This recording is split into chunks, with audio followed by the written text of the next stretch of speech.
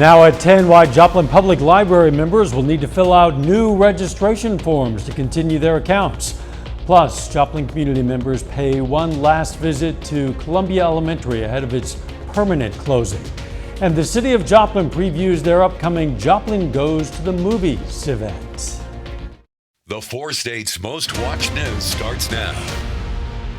The Joplin Public Library is asking its library card holders to visit with them to keep access to services.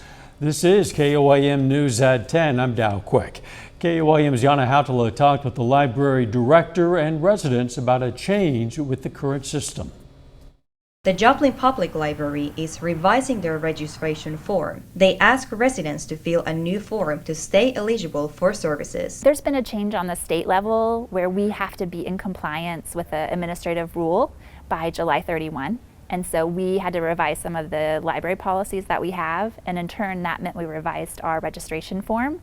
And so people who have a library card have signed a different registration form than the one that we currently have, and so we just need them to sign the updated version. Unless a resident fills the form, their account will expire and be temporarily inaccessible starting May 25th. Library Director Gina Cockley says cardholders do not have to be present to do this. If you're able to download the form and fill it out and sign it online and email it back, that's great. You could also download it, fill it out with a pen, scan it in, email it back. Gockley says out of 8,000 emails they sent to current cardholders, they have seen about 400 residents to show up and fill the new registration in a day. Residents we spoke with say filling the form was quick and easy, as it can be completed in a few minutes. You do not have to bring in photo ID, you don't have to bring in current proof of your address if you already have a library card. Gockley says this is a good time to clean up some database. We have a very old database that has library card registrations in it. And so we have about 29,000 card holders in the database,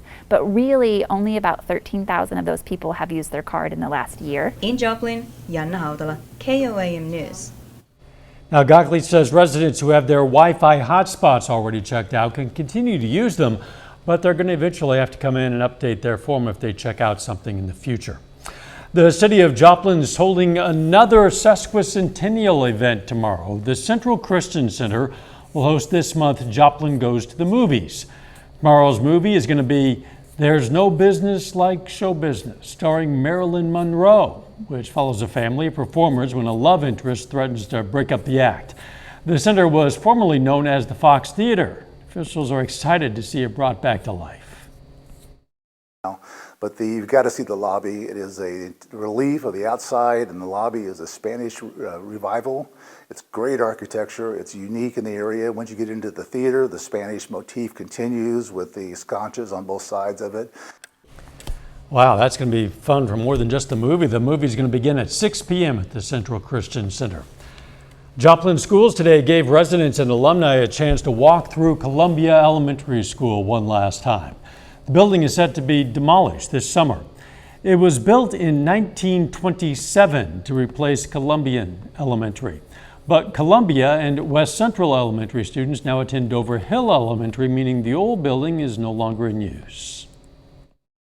Kind of one day for all the generations of students and families that have come into, come through Columbia School to, kind of experience one last time of walking the halls and walking their classrooms and remember and rejoice all the good times they had. And have many memories. I remember all my teachers. I remember playing softball out on the playground. I had wonderful experiences here. The district says it'll complete an asbestos abatement process before beginning demolition. Chief Meteorologist Doug Hetty joins us now with a first look at the weather. Well, it actually turned out to be a fairly warm one for us today. We made it all the way up to 81 for an afternoon high. Started out fairly comfortable, right around 62 degrees. We did get some scattered showers and thunderstorms, but these are mainly on the Kansas and the Oklahoma side during the afternoon into the evening hours, and then a couple more popped up in our southern counties. But besides that, most of us have been fairly quiet today. But again, over the next couple days, we're going to have these afternoon and evening thunderstorms popping up across the region. Temperatures dropping back lower 70s. I think most of us eventually We'll get back near 60 later on tonight. Most of us dry. We can't rule out an isolated thunderstorm late tonight, but overall, I think it is looking pretty good. We're going to look into the holiday weekend here in just a bit. See you soon. Missouri lawmakers have approved a bill that would allow former state inmates who are proven innocent to receive larger payments if they promise not to sue.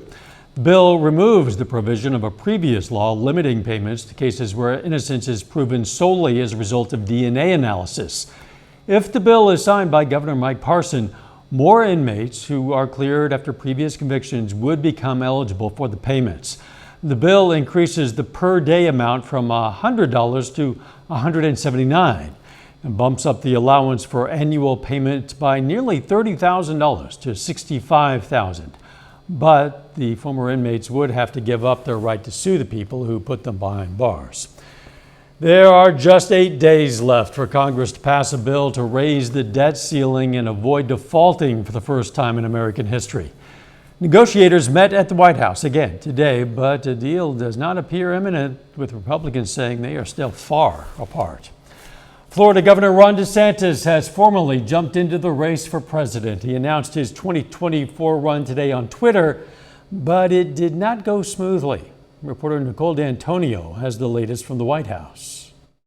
I am running for President of the United States. Florida Governor Ron DeSantis made it official, announcing his bid for the Republican presidential nomination live on Twitter's audio platform called Spaces, alongside the company's owner, Elon Musk. But the unusual method proved problematic as the announcement was delayed by 20 minutes. Twitter's servers crashed and isolated snippets of audio were broadcast. Servers are straining somewhat. The reaction was quick and gleeful across the political spectrum.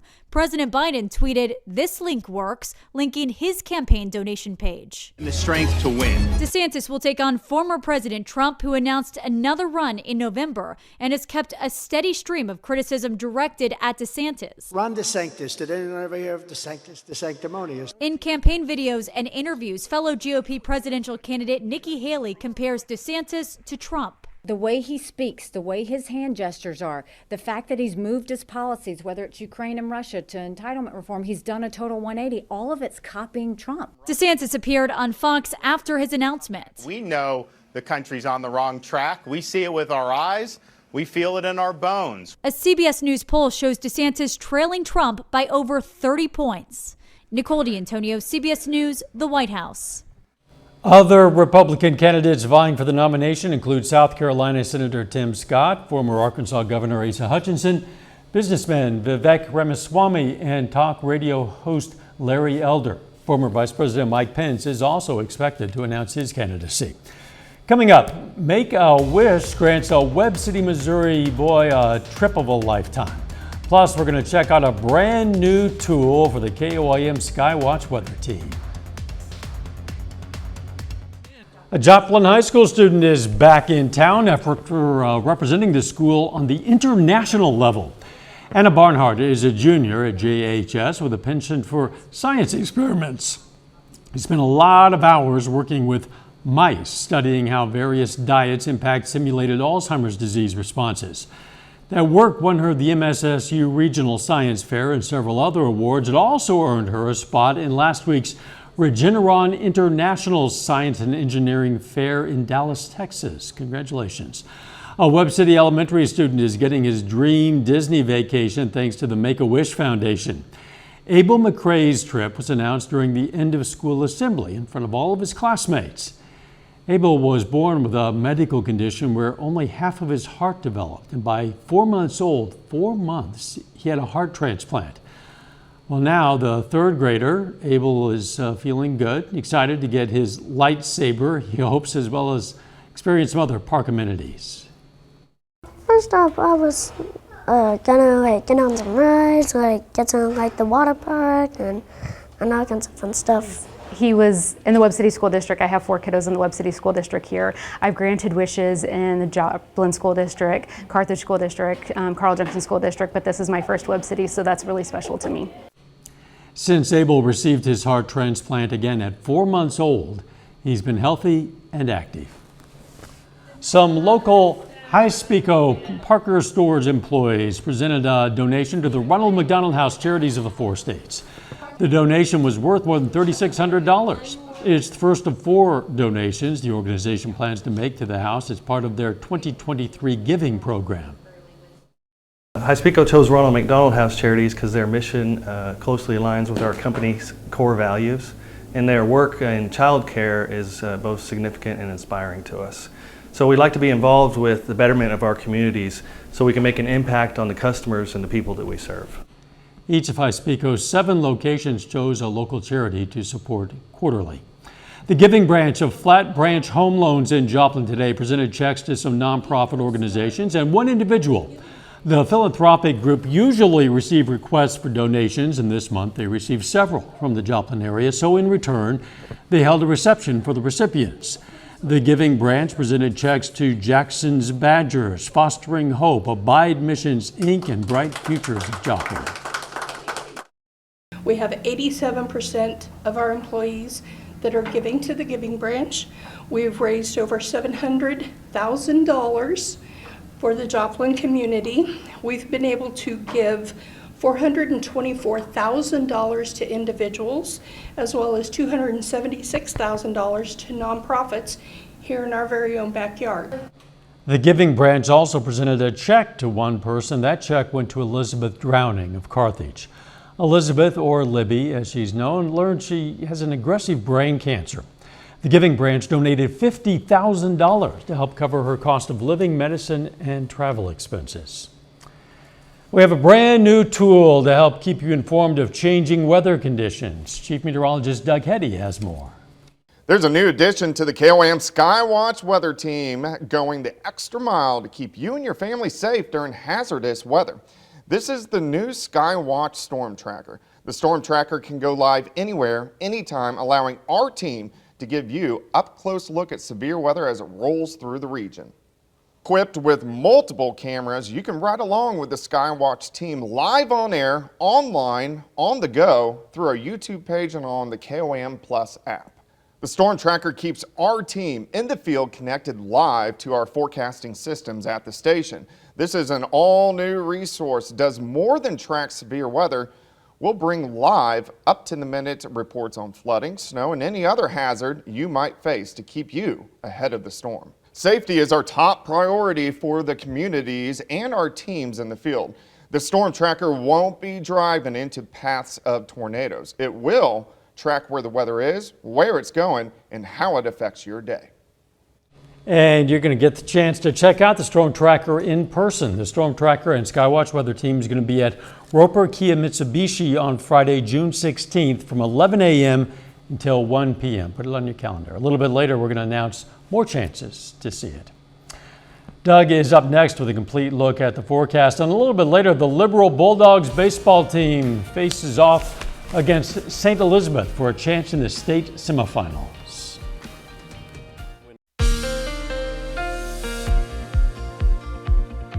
Well, of course, today turned out to be a decent day once again. We did get some scattered thunderstorms, especially on the Kansas and the Oklahoma side during the afternoon into the evening hours, but the Missouri side ended up staying mainly dry. So that's why rainfall for today, at least at the Joplin Airport, none. For the month, doing pretty well, 4.3 inches. We could use some more because we're still almost 5 inches behind for the year. And the new drought tracker, that's going to come out for us tomorrow, so we'll see how our drought is doing, especially on the Kansas side, once you get into southeastern Kansas.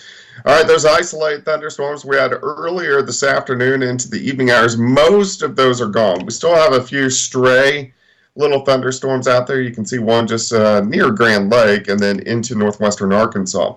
Besides that, most of us are pretty quiet. We're losing the heating of the day, and most of these are going to just kind of fizzle apart. But again, tomorrow and even on Friday, we'll see these scattered thunderstorms popping up once again as we go into the afternoon. Temperatures, most of us right now kind of hovering near 70. I do think eventually we'll drop back near 60 later on tonight. So 66 by 11, 61 by 7, and then rebounding back to 76 by 10 a.m. So an overnight low right around 60 degrees. All right, let's step through your next 60 hours. By morning, I think most of us are going to be sitting lower 60s, but pretty much clear skies. We'll get some clouds in here late morning, could even get an isolated shower, a thunder shower early afternoon, very similar to what we saw today. You can see these really popping up on the Kansas and Oklahoma side. So hit and miss, temperatures a little warmer. Most of us go up to about 83, 84 degrees for an afternoon high. And then again, once we lose the heating of the day, any thunderstorms that are out there will dissipate by the time we get into Friday morning. Friday afternoon, if you're taking that day off to have a long 4-day weekend, overall it looks pretty good. But again, we're going to get some of those isolated thunderstorms as we head into Friday afternoon. Here's your day planner: 61 to start, 81 by noon, and then a high temp right around 83 degrees for your Thursday. Let's jump into your weekend. We're going to go to Saturday. A lot of people hitting the rivers, creeks, streams, lakes, pools. It's actually going to be a little bit cooler. I still think most of us about 75 to 77, but still a little bit cool for the unofficial start of summertime. On Sunday, we do warm back up near 80 for afternoon highs, and then on Memorial Day itself, we could get a few scattered thunderstorms in here, especially once we get into Monday afternoon. Let's go 83 tomorrow, 80 on Friday. I think most of the weekend's going to be dry, 77 on Saturday, 81 on Sunday. Then look at our temps. We warm up through the 80s into the upper 80s late next week, but we also have those pop-up thunderstorms returning just about each and every day. Doug, thanks. Hey, don't forget, you can be the first to know about today's weather with the KOAM Skywatch weather app. You can get severe weather updates sent straight to your phone. It's absolutely free. It's available in the Apple App Store and the Google Play Store. Again, it's the KOAM Skywatch weather app. Still ahead, the Columbus Titans hit the road to Manhattan for the 3A state tournament. And the Liberal Bulldogs aim to move on to the Class 1 state semifinals. Jacob Linder joins us with those highlights and more up next.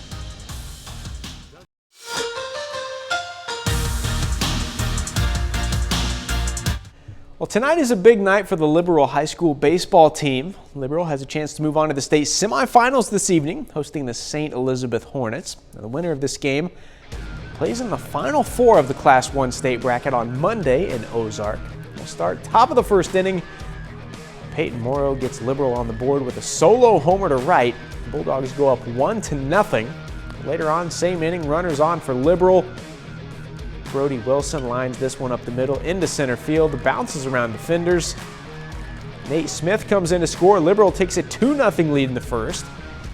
We fast forward now to the bottom of the sixth. St. Elizabeth up 5-4. Gavin Williams singles up the middle. RBI for St. Elizabeth pushes their lead to 6-4. Then in the top of the seventh, last chance here for the Bulldogs, but the strikeout ends the game.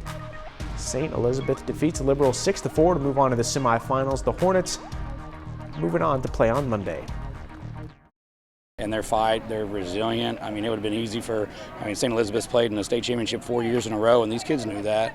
So it would have been easy to kind of be intimidated, and we weren't intimidated at all. And I think we showed that early, and all game long, I mean, we just kept barreling up baseballs. It just, you hit them right to them sometimes, and it just doesn't come out your way sometimes. So whenever that top half believes and does a lot of those things that you expect from them, I feel like that filters down, and I hope it carries on through our program.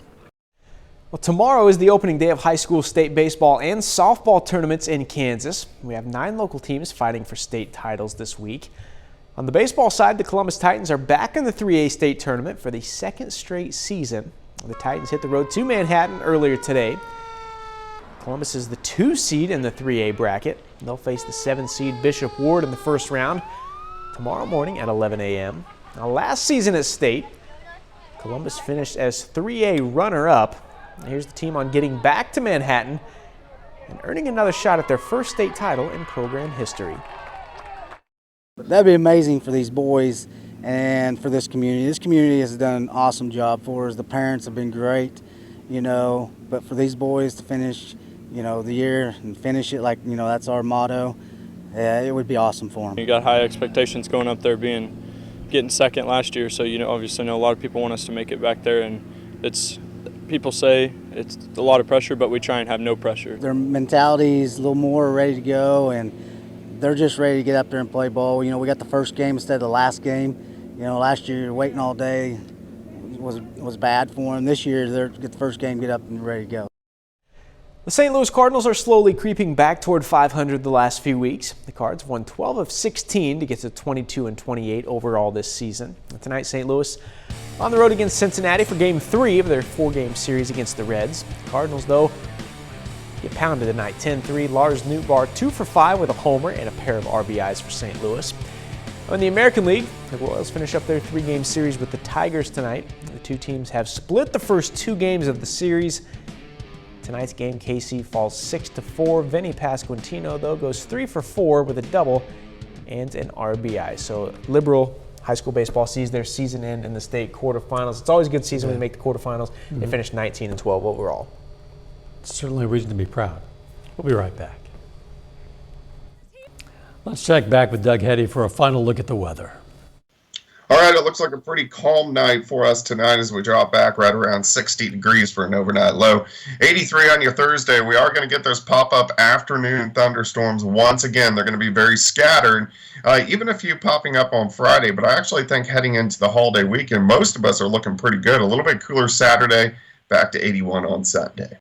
Yeah, that weekend looks nearly perfect, actually. Final sports notes. I want to give a shout out to Missouri Southern softball. Leighton Withers has been named the D2 Conference Commissioners Association All-American for Missouri Southern softball. It's their first All-American since 1998. So shout out to them. Shout out to Leighton Withers. Wow, yeah, 25 years. Long time. Yeah.